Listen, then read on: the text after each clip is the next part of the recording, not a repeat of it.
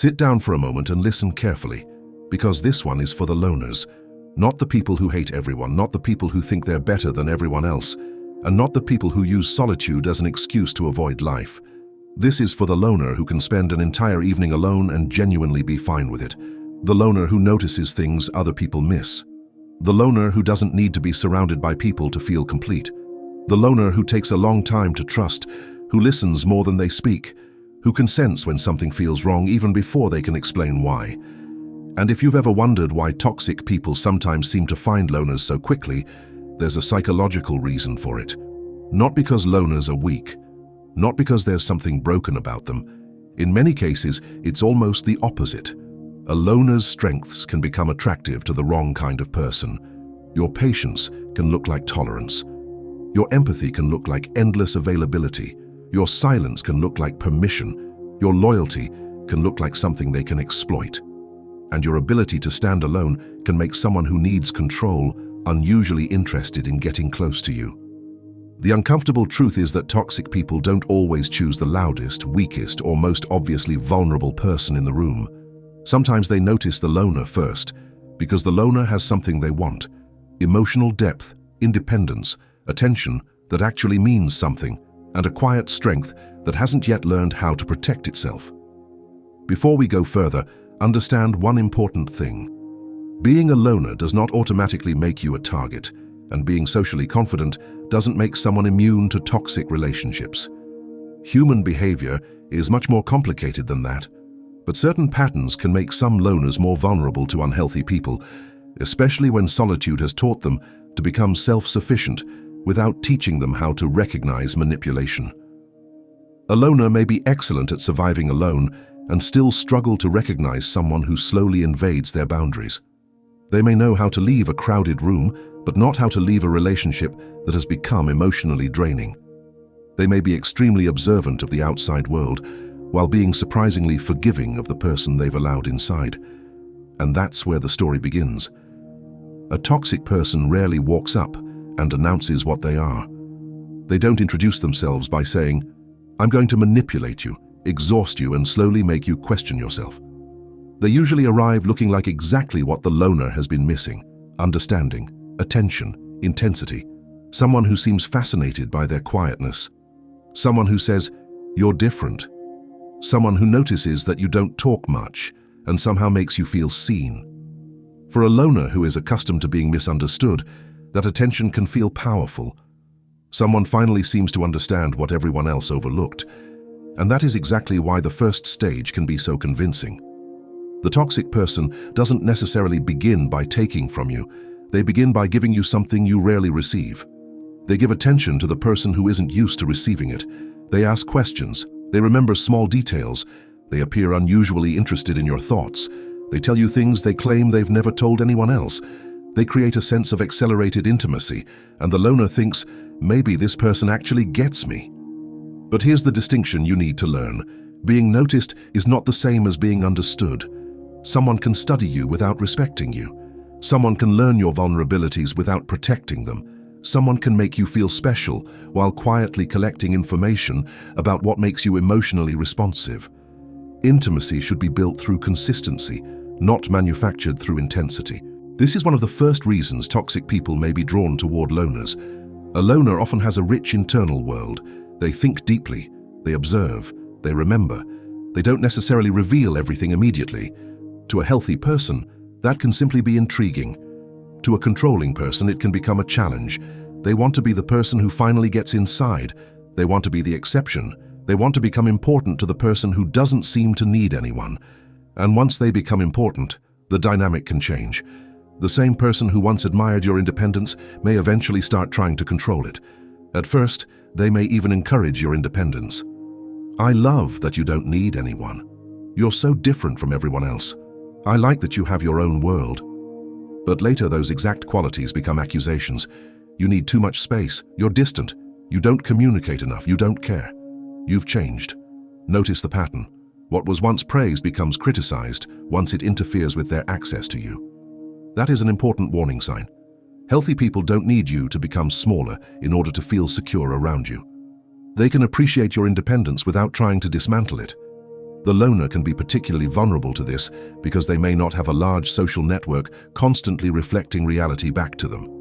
If you have one close relationship and that relationship becomes unhealthy, there may be fewer outside voices saying, "Wait, this isn't normal." You might normalize behavior that you would immediately recognize as unhealthy if you saw it happening to someone else.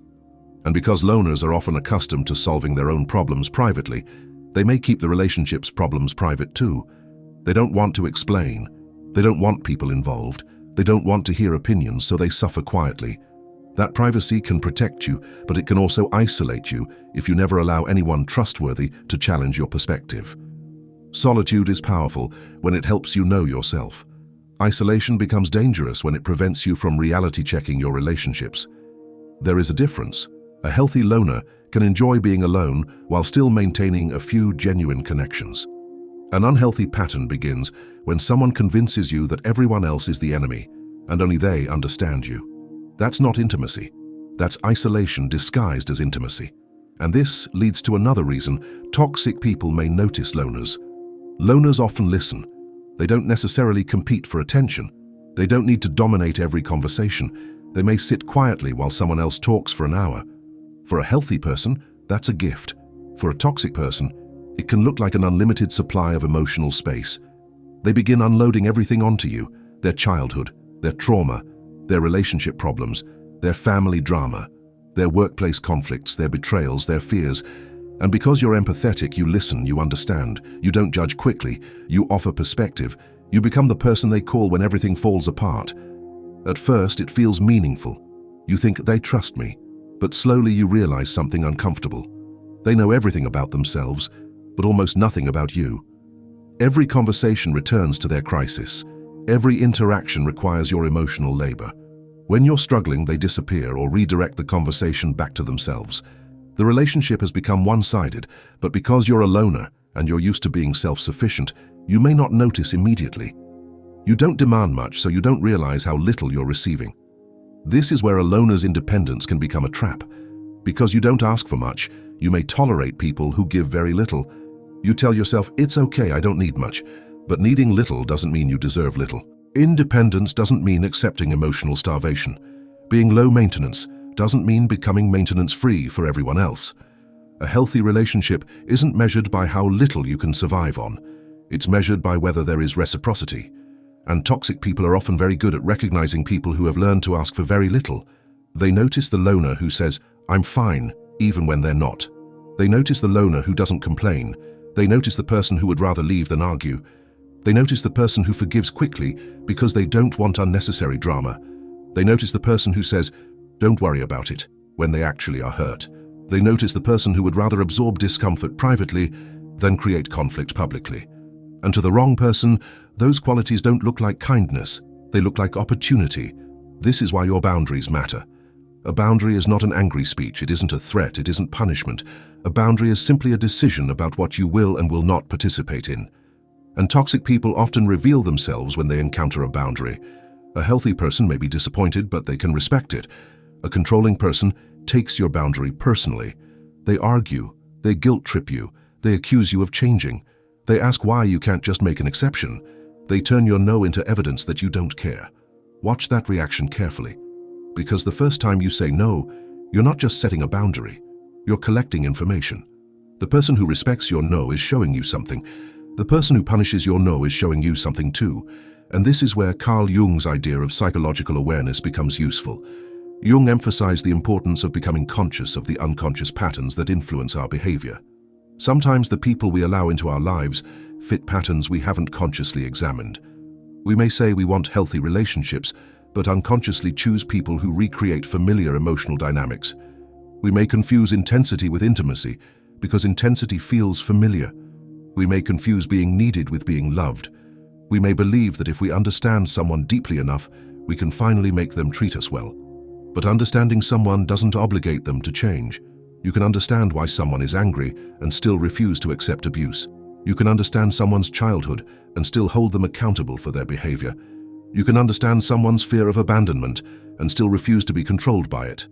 You can have empathy without becoming someone's emotional hostage. That distinction is crucial for loners because deep thinkers can sometimes overanalyze other people's behavior. You see the reason behind everything. You can construct an explanation for why someone acts badly. Maybe they're wounded. Maybe they're insecure. Maybe they had a difficult childhood. Maybe they don't know how to communicate. Maybe they're afraid. And suddenly the explanation becomes an excuse. But psychological understanding should increase your discernment, not destroy it. You can understand the reason without accepting the behavior. That's maturity. And toxic people may exploit the loner's tendency to understand. They know that if they give you enough reasons, you may give them more chances. They know that if you can imagine their pain, you may minimize your own. They know that if they present themselves as wounded, you may become their rescuer. This is where the loner's shadow can appear. Jung's concept of the shadow involves the parts of ourselves we tend to reject, suppress, or refuse to acknowledge. For a person who strongly identifies as the good one, the shadow may contain anger, selfishness, aggression, ambition, and the ability to say, enough. The loner who has spent years trying to be understanding may unconsciously reject their own capacity for confrontation. They may believe that anger makes them bad. They may believe that refusing someone makes them cruel. They may believe that walking away is selfish. But anger itself isn't evil. Sometimes anger is information. It tells you that something important has been crossed. The goal isn't to become controlled by anger. The goal is to stop being afraid of it. A healthy loner can say, I'm angry and I'm going to use that information to establish a boundary. They don't need to explode. They don't need revenge. They don't need to destroy anyone. They simply stop participating. And that's often the moment a toxic person realizes something has changed. The old tactics stop working. Guilt doesn't work. Silence doesn't work. Provocation doesn't work. Love bombing doesn't work. Threats don't work.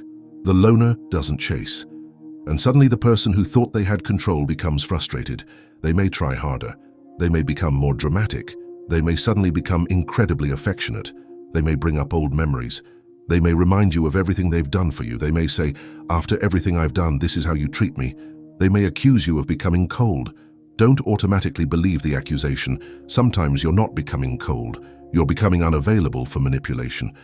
And there is a huge difference. Another reason toxic people may target loners is because loners can have tremendous emotional depth without displaying it publicly.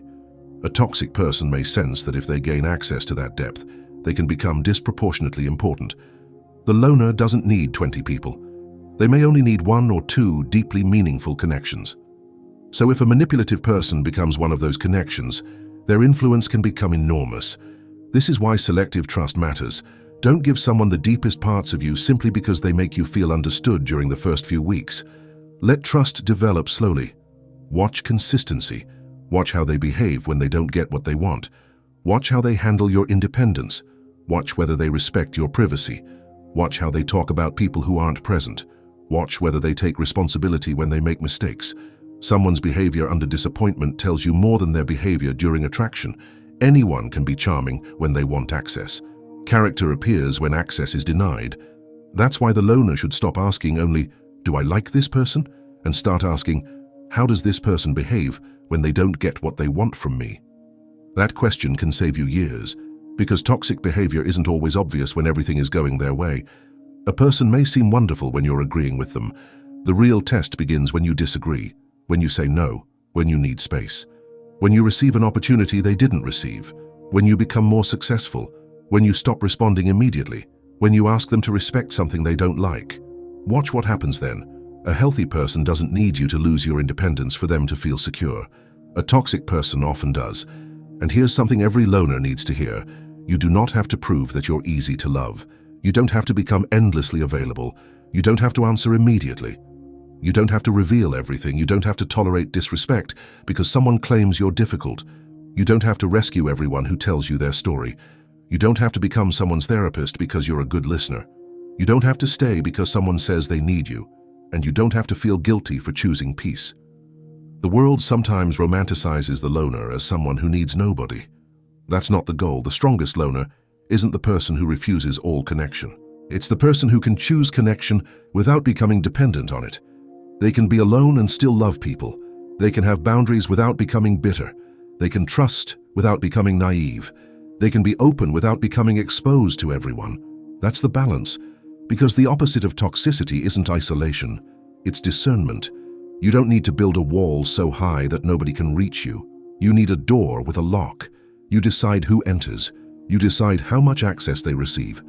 And you watch what they do with that access. If someone handles your vulnerability with care, trust can deepen. If someone uses it as ammunition, trust should decrease. If someone respects your silence, you can open more. If someone uses your silence as an opportunity to pressure you, you step back. If someone supports your independence, they may deserve closeness. If someone tries to make you dependent on them, pay attention. This is how the loner becomes difficult to exploit. Not by becoming cold, by becoming conscious. And once you become conscious, something else happens. You stop being fascinated by potential and start paying attention to patterns. You stop saying, "But they can be so nice sometimes," and start asking, "What happens consistently?" You stop judging people by their best moments and start evaluating the entire pattern. You stop confusing apologies with transformation. You stop confusing chemistry with compatibility. You stop confusing intensity with intimacy. That's psychological maturity. And toxic people often rely on confusion. They create highs and lows, warmth and withdrawal, praise and criticism, closeness and distance. You never know which version you're going to get. That unpredictability can create a powerful emotional attachment because your brain starts waiting for the next reward. The good moments become incredibly valuable because they're surrounded by bad ones. The loner may interpret this as depth. It must mean something because I've never felt anything this intense. But intensity isn't always connection. Sometimes intensity is instability. Healthy connection can actually feel boring at first if you're accustomed to emotional chaos. Consistency doesn't create the same adrenaline as unpredictability. A person who respects your boundaries may not create the emotional roller coaster that a toxic person does. They may simply show up, communicate, and behave predictably. And that's a feature, not a flaw. The loner who has learned to recognize this becomes much harder to trap. They stop asking, "Why do I feel so strongly about this person?" and start asking, "Do I feel safe, respected, and free around this person?" Those are better questions, because love should not require you to constantly monitor someone's mood. Friendship should not require you to earn basic respect. Family should not require you to abandon yourself. And intimacy should not require you to surrender your boundaries. This is why toxic people may find loners first, but they don't have to keep them. The moment the loner recognizes the pattern, the dynamic changes. You stop over-explaining. You stop trying to convince. You stop rescuing. You stop proving. You stop chasing. You start observing. And observation is powerful because it gives you information without requiring immediate action. You notice the manipulation. You notice the guilt. You notice the inconsistencies.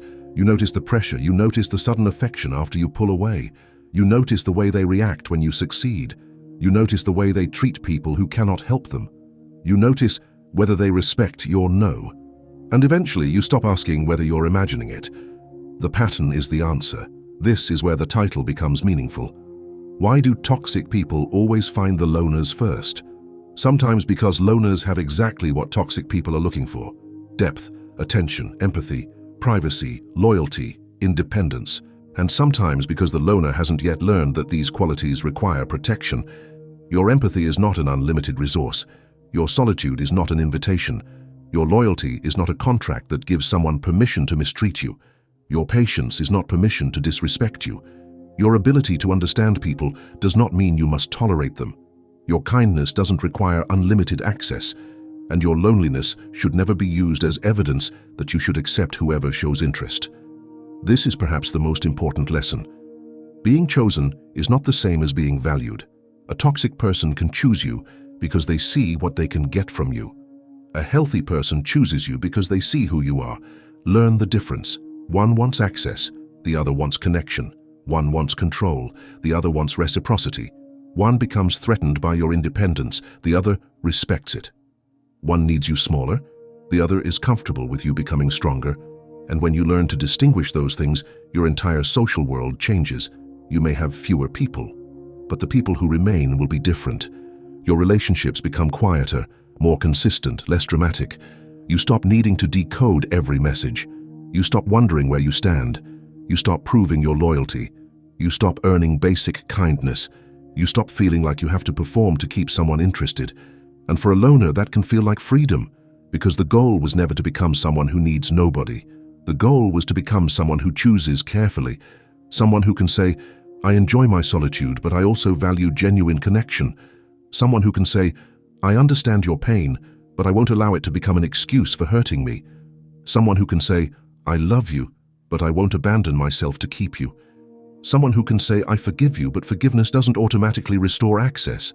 Someone who can say, I don't hate you, I simply don't want this dynamic in my life anymore. That is the mature loner. Not bitter, not paranoid, not emotionally numb, just awake. And perhaps that's the real psychological transformation. You stop trying to become impossible to hurt. You become impossible to easily control. There's a difference. You will still get hurt. You will still experience betrayal. You will still lose people. You will still have moments where you trust the wrong person. The goal isn't perfection. The goal is recovery. The goal is learning quickly. The goal is recognizing the pattern sooner. The goal is refusing to turn one betrayal into a philosophy that everyone is evil. Because if a toxic person hurts you and you decide nobody can ever be trusted again, they didn't just hurt you once. They changed how you experience everyone afterward. Don't give them that much power. Keep your heart, keep your empathy, keep your ability to connect. Just add discernment. That's what turns a vulnerable loner into a powerful one. And remember, solitude itself isn't the superpower. Self-knowledge is. Solitude simply gives you the environment to develop it. When you spend enough time alone, you begin hearing thoughts you couldn't hear in constant noise. You recognize your patterns. You recognize your fears. You recognize what you actually want. You learn what peace feels like. And once you know what peace feels like, chaos becomes easier to identify. That is why the healthiest loners often become extremely selective. They know what emotional chaos costs. They know what constant drama feels like. They know how exhausting it is to manage another person's moods. And eventually they realize something simple. Peace is not boring. Peace is expensive. It requires boundaries. It requires saying no. It requires disappointing people. It requires walking away. It requires letting some people misunderstand you. It requires accepting that not everyone deserves access to your life. And once you understand that, toxic people may still notice you, but they won't find the same person they were expecting. They may find a loner who listens but doesn't automatically believe. A loner who cares but doesn't rescue. A loner who loves but doesn't chase. A loner who forgives but remembers patterns. A loner who gives but knows when to stop. A loner who stands alone but doesn't feel incomplete. And that kind of loner is difficult to control. So if you've spent years wondering why certain people seem drawn to you, don't immediately conclude that something is wrong with you. Maybe you have qualities that people notice. Your depth, your calm, your ability to listen, your independence, your loyalty, your ability to be alone. Those are strengths. But every strength needs a boundary. Empathy needs discernment. Loyalty needs reciprocity. Kindness needs limits. Solitude needs connection. Trust needs evidence. And love needs self-respect. The next time someone enters your life and makes you feel unusually understood unusually quickly, don't rush. Let time speak. Let consistency speak. Let boundaries speak. Let disappointment speak. Let their behavior when they don't get what they want speak. Because anyone can tell you you're special. The real question is, how do they treat you when you stop giving them what they want? That's where the mask often falls. And if they disappear because you established a reasonable boundary, let them. If they become angry because you said no, notice it. If they suddenly become affectionate only after you withdraw, don't confuse that with transformation. If they repeatedly disrespect your peace, believe the pattern. You don't need revenge. You don't need an explanation. You don't need to expose them to everyone. Sometimes the most powerful response is simply becoming unavailable for the dynamic. That's how the loner takes their power back. Not by becoming louder, by becoming clearer, not by attacking, by choosing, not by proving, by observing, not by becoming heartless, by becoming conscious. So maybe toxic people do find loners first, but here's the part they don't expect. They may find you before you understand your own value. They may find you before you understand your boundaries. They may find you before you recognize the difference between intensity and intimacy. They may find you before you realize that your empathy is not an obligation, but they don't have to keep you. Because the moment the loner understands the pattern, everything changes. You stop asking, why did they choose me? And start asking, why did I give them access? You stop asking, how do I make them treat me better? And start asking, what does their behavior tell me? You stop asking, how do I make them stay? And start asking, Do I even want them here? That is when your eyes open. And once they do, you become very difficult to fool. Not because you stop trusting, because you start trusting yourself. If this message resonated with you, comment, "They found the wrong loner." And if you've ever experienced someone being drawn to your kindness, your silence, or your loyalty only to eventually reveal a completely different side of themselves, share this video with someone who needs to hear it. Subscribe for more deep psychology, Carl Jung, human behavior, loner psychology, emotional intelligence, self-awareness, toxic relationships, boundaries, shadow work, and personal transformation. Because being a loner was never your weakness. Your ability to stand alone was never the problem. The only thing you needed to learn was who deserves to stand beside you. They may find you first, but you decide who stays.